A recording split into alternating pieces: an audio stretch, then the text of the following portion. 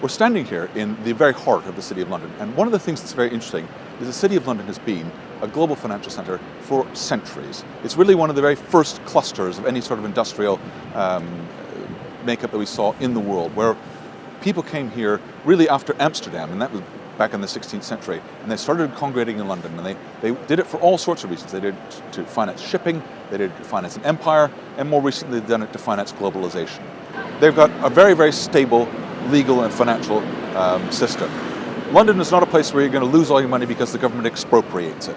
That's really important for an investor. An investor hates losing all their money. You've got a lot of other people who understand what's going on, and a lot of other financiers. And one of the things about any cluster is that it has a lot of people with a similar outlook. You don't want just one company operating in a particular place. A cluster is all about a whole bunch of different companies, and not just all in one field, but in a whole bunch of related fields. So for instance, in London you've got investment banks, but you've also got accountancy firms, you've got legal firms, you've got consultancy firms, you've got firms who might specialize in custody of assets, you've got firms who might specialize in asset management, you've got firms who specialize in the whole universe of what you need to be a successful financial center.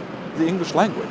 And the truth is that English is, it's a bit like the Nobel laureate Nash put forward the thing. It's everybody's second choice as a language. It's obviously my first choice as a language, but for many people in the world, it's everybody's second choice. So it's a very easy language for many people to do business in. And that's an enormous advantage for London. People can feel very comfortable coming here. It's very multicultural.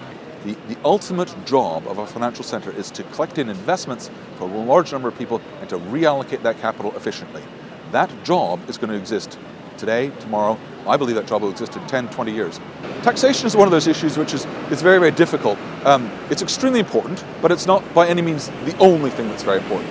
One of the things about any global cluster has to be, though, that it attracts people from around the world.